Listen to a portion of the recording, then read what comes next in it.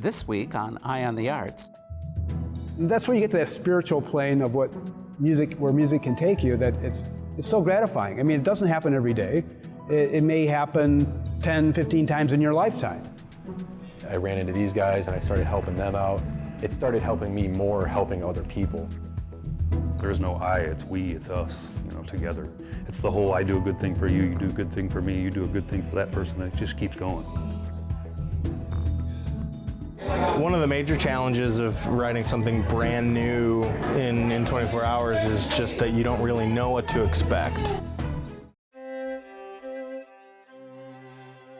Eye on the Arts is made possible with support from South Shore Arts, the Indiana Arts Commission, a state agency, and the National Endowment for the Arts. Conductors do many things when they stand in front of an orchestra and wave their arms around. They cue instruments, control the tempo, and guide the song to the many different places it will travel.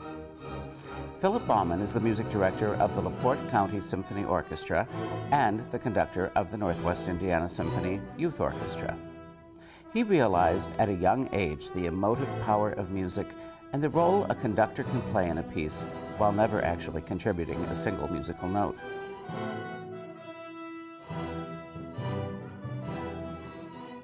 The best words of advice I ever received, which was, if you don't have to do this, don't do it. It made me really think about every step I took through high school and beyond. Is this what I really have to do? And I kept answering the checkbox, yes. I have to find my life in music somehow. I grew up as a brass player. In 5th grade, started the trumpet, moved on to French horn in about the 7th grade, and stuck with the French horn through college. And I really fell in love with the instrument. It's a wonderful color. It's a very challenging instrument to play for a variety of reasons, but I appreciated the challenge. So that's my main instrument. I learned to play piano when I was in high school. Kind of a late bloomer in the piano realm, but I knew I wanted to go into conducting. I knew I needed to be able to do more than just play the French horn, to understand all the notes that I would need to understand, so I started learning piano. My trajectory through high school and college was with the pretty strong intent to become a conductor. And then when I got out of college and had a chance to play in a professional situation with a symphony orchestra, playing French horn, I just realized as time went on, my anxiety was just too much. I really wasn't enjoying it as much as I thought I could.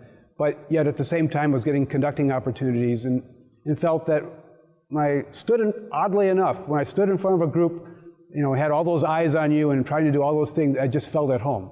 So I thought, well, this is very strange, but let's follow that path. And I remember my very first time when I conducted a professional symphony orchestra, I was shaking in my boots till I got to the podium.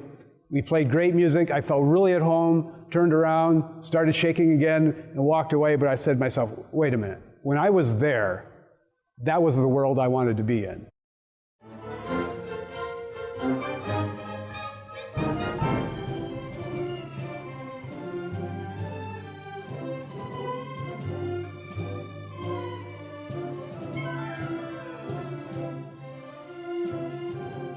In an ideal situation, the musicians are very interconnected with one another, and I'm giving them the overarching reminder or encouragement or inspiration to go the little extra step, and kind of molding their energy and their emotion in a place that I want it to go and feel it should go. Sometimes your job is very particular, and especially if there's a difficulty down the road, when you need to get people back on track. Maybe they've made a mistake or they came in wrong, and you need to focus in on that. But generally speaking, if things are going really well, there's a collective energy going on, and several times, even in this space we're in right now, there have been performances where I have felt something, I've done something a little differently, and suddenly 200 people just did that same thing just a little differently. We were somehow all on the same plane, and that's when the magic happens. That you've done the homework, you've got the tool set to do anything in the world, and at that moment we decided to do that.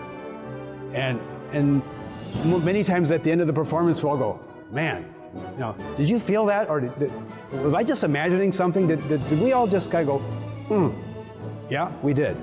And that's where you get to that spiritual plane of what music, where music can take you, that it's so gratifying. I mean, it doesn't happen every day. It may happen 10, 15 times in your lifetime, but when it does happen, you recognize it, and that's what you keep shooting for all the time.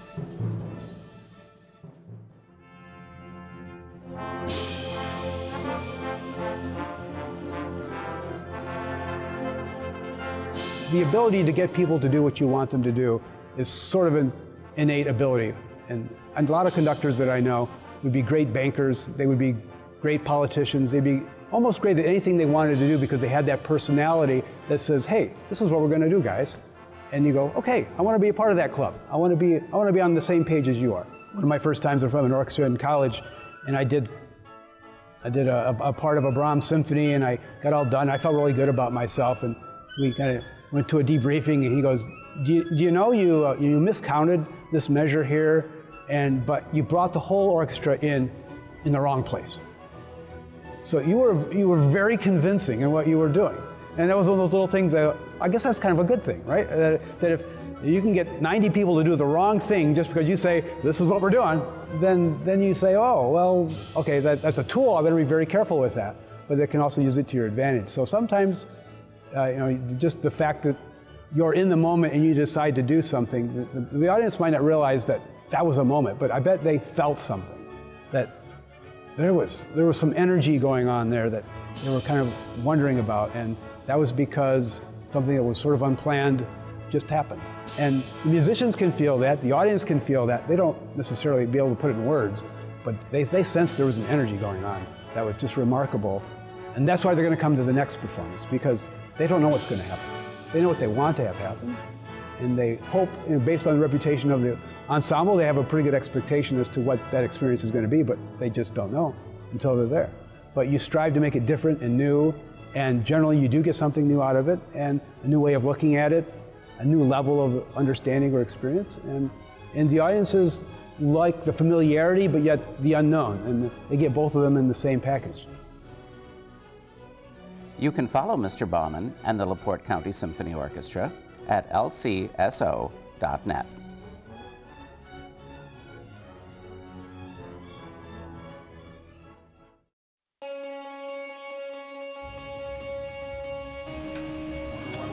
Operation Combat Bike Saver gives veterans and first responders a chance to build and customize a motorcycle.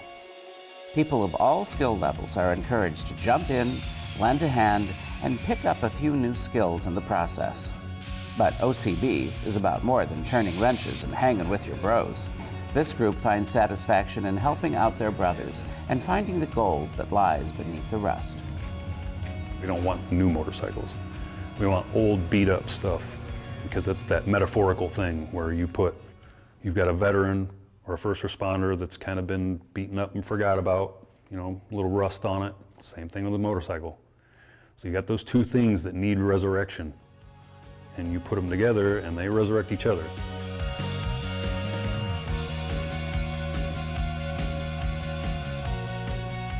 I'm a Marine Corps veteran, and it's a lot easier working with other veterans because we kind of come from the same background. Everyone kind of speaks the same language. Just the camaraderie of hanging out together with guys that served the same way you did. We signed that dotted line. Some made an ultimate sacrifice, but others made mental sacrifices. And that's what the main part of our project is taking that sacrifice and that mental strain that you have those 6 days a week, and for you to leave that behind. There's 22 suicides a day, roughly, is the national average of veterans that commit suicide. We want to try to relieve that and help people realize that there is a struggle mentally after sacrificing spending time in a military branch or being a first responder. Those people have seen horrific things. There's a lot of mental anguishes and things that happen that we need to help relieve that and help those people come home to being normal again.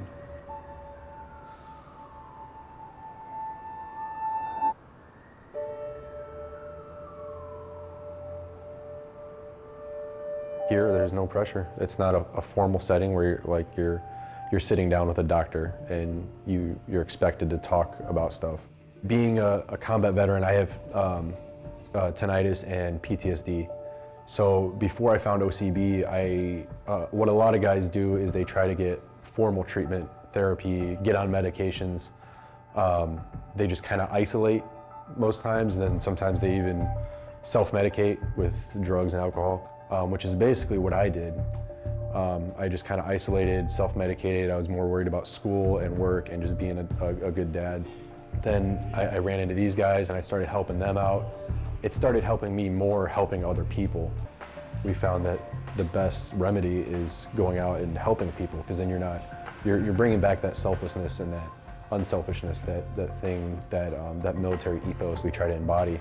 Helping others, and then in turn you get that gratification that you helped somebody, that you did something good, and then in turn helps your self-worth, and overall in turn it helps your outlook and the way you live your life, and helps you be productive. We're all coming together and doing this for everyone else, helping these veterans and stuff. It's a community thing. There's no I, it's we, it's us, together. It just keeps on rolling, It's the whole I do a good thing for you, you do a good thing for me, you do a good thing for that person, and it just keeps going.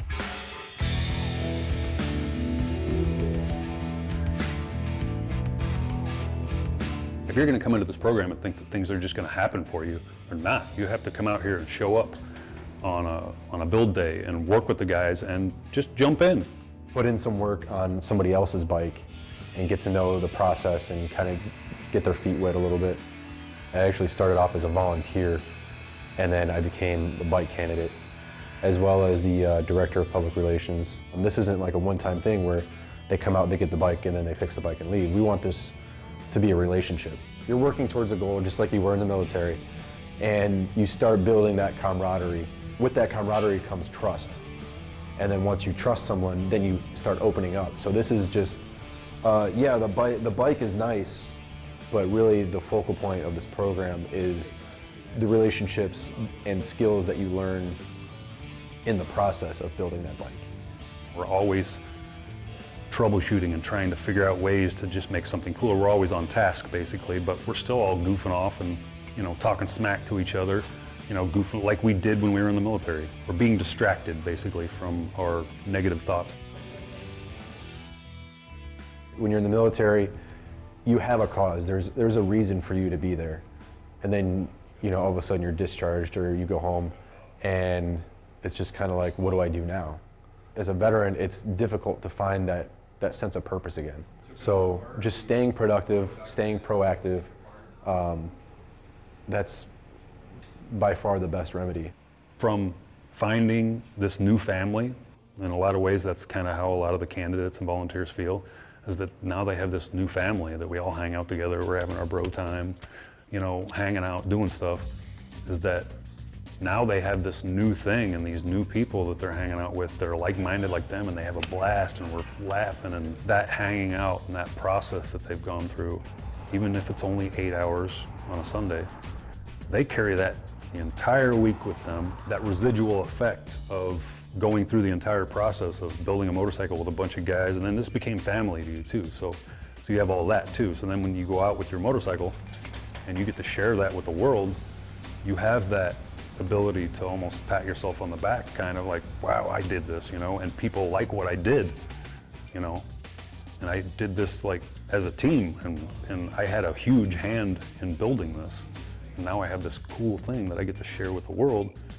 And now, if I want to, I can stay here and come out on my free time on Sundays or whatever and help teach what I learned, or work on somebody else's bike. I can give back a little bit. We need this. So I'm gonna keep it going, and I'm gonna keep pushing away at building cool things with our guys and hanging out with them. I love being here. I just wanna be out here building bikes. Everything else, I can handle the other days of the week or whatever. My Sundays working with these guys, I look forward to it more than anything. As a nonprofit, OCB is always looking for donations of labor, tools, complete motorcycles, or those old parts collecting in your garage. Visit them to see how you can help support their mission. It's awesome. There's a lot you can accomplish in 24 hours. Housework, errands, family fun. But what about writing a play? Crown Point Community Theater took on the challenge and went from blank page to center stage in the first ever 24-hour play festival.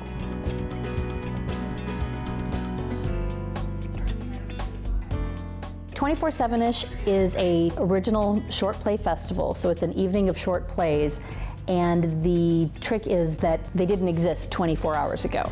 So we're going to meet on Friday night and go from blank page to on stage Saturday night in just that 24 hours. We have 6 writers and 6 directors, and then about 18, I think, 18 to 20 actors. One of the things we wanted to do was to give them inspirational prompts. So they are going to get a line of dialogue that will be assigned to them at random, and they're going to get a prop that they'll also choose at random. So they won't know what these things are before they're assigned to them. And those are going to be the jumping off points for their script. I'm more excited than nervous. One of the major challenges of writing something brand new in 24 hours is just that you don't really know what to expect. I write some comedy and some drama, some of everything, so I don't really have a good plan in place yet. But I got 12 hours to figure it out, so I'm gonna go home and try to stay awake and do whatever I can to make it work. And then I'll probably have my wife read it, so I know it's not totally insane. I think the biggest challenge will be getting my script as soon as I see my actors in the morning. I won't have time to really delve into it intellectually, but I also think that it'll be a nice challenge. Right now, I feel pretty calm about tomorrow, but that could all change overnight. In the morning, I'll probably be really nervous because we only have about less than 9 hours to rehearse.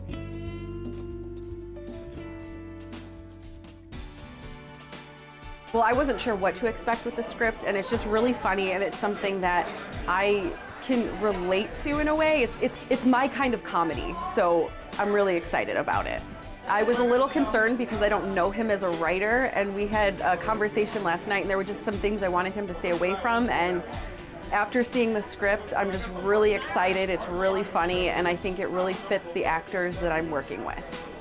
I kind of just tried to relax and let some ideas come, and then once they did, I went and I sort of wrote it for the first time, and then I wanted to make sure that I had a fresh approach in the morning. So I got a few hours of sleep, woke up, typed it all out, and then sort of revised it from there. And I turned it in pretty much exactly at the last possible second this morning.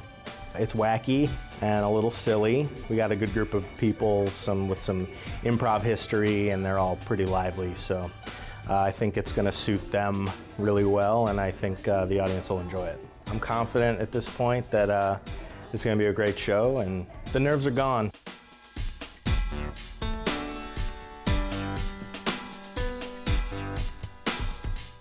It came so far in just a day, and I had seen it the last time around 2 p.m., and just seeing it again after 4:30, it came a mile, and every hour, every time I checked in, they just found so much new stuff.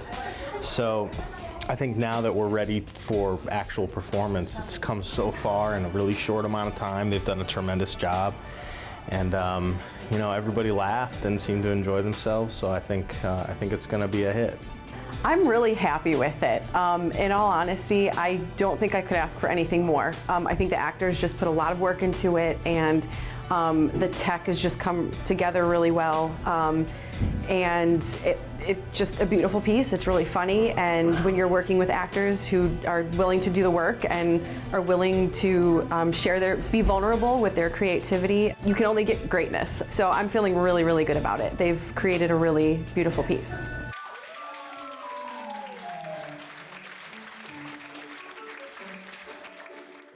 Thank you for the opportunity, sir. Hey, just make it good. Job, Siddle. Don't blow it, T. One quick question before we begin. Where exactly is... Do you want to ask questions, or do you want to be a star? I just want to do some cooking. Can you do that? Now he wants to cook.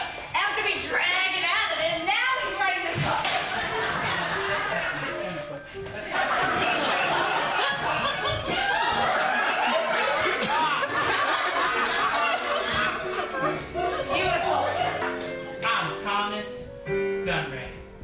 and welcome to Thomas's Comments.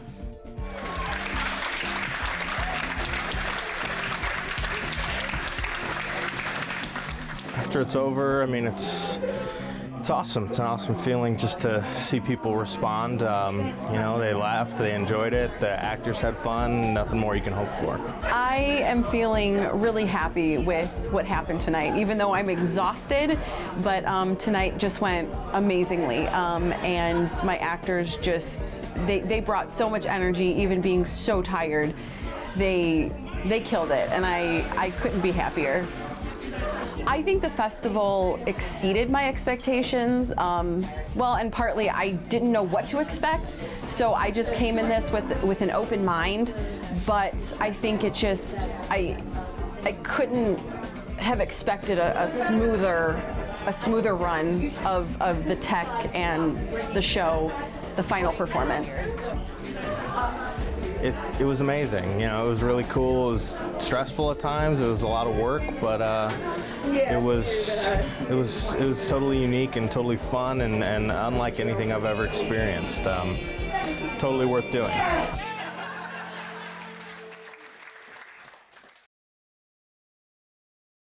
In celebration of the National Lakeshore's 50th anniversary, the National Park Service hosted the Indiana Dunes Film Festival. As part of the festival, filmmakers were encouraged to make short films that touch on the formations, existence, and future of the Dunes National Lakeshore. This winning submission focuses on the Mighty Acorns Nature Camp, a unique opportunity for children to explore the greatest natural wonder of Northwest Indiana.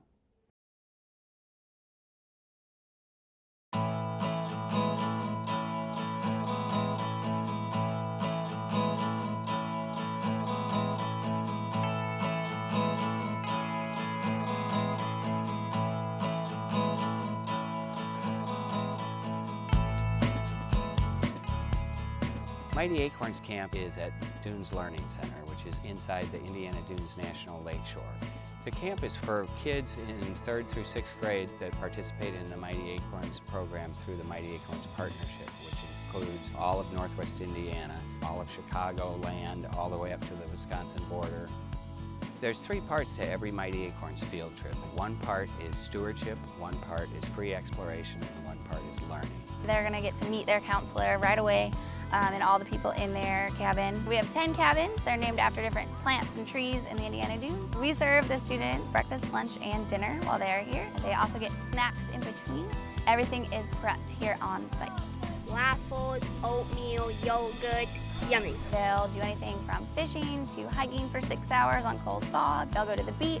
They'll learn about animals, birds. I'm a naturalist at the Dunes Learning Center. We take them to the River Watch. They learn about ecosystem down there. There's also a roly-poly roundup activity that we do all 4 days. They love naming the roly-polies, giving them like personalities, saying what they're doing. I see a salamander. You got another one. ArcelorMittal has been involved and supported Mighty Acorns for the last 3 or 4 years. It's a great program. We just love being involved with it because it gives kids the opportunity to go out and enjoy nature. They are involved in a stewardship activity. Sometimes the roots are very deep in the ground. You might need another buddy or two to help you rip them out. There you go. My favorite part is the 6-hour hike, but they might say differently. It's been tough, but I made it. Until it's over, then they love it and they want to come back and do it again. They meet kids from like different neighborhoods that have experiences that they don't have. I like meeting new people and not just sitting inside on my computer and watching TV. Me personally, I've definitely had a few kids in my trail group who have been like super shy the first day. By the last day, they're in tears. They don't want camp to end. A crawfish ran over like this big, went over our foot. It was amazing. Went up. Right there. Wait, do they have water striders on here?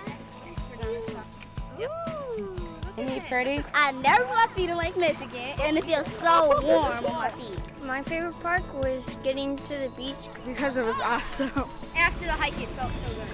And I've never been to a beach before, and I really think it's fun. To give them the opportunity to learn about trees, plants, water, wildlife, and for them to view that through a different set of glasses and to think about it differently when they go home. It's really meaningful to me, and it's really something to see.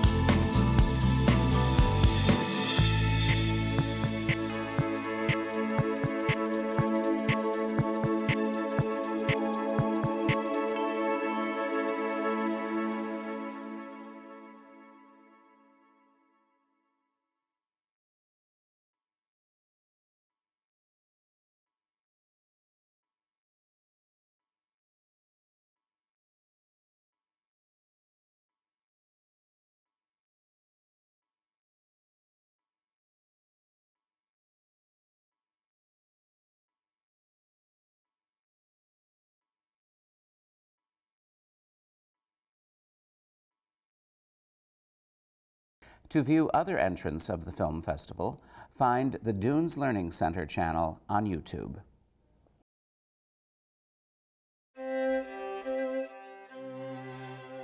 Eye on the Arts is made possible with support from South Shore Arts, the Indiana Arts Commission, a state agency, and the National Endowment for the Arts.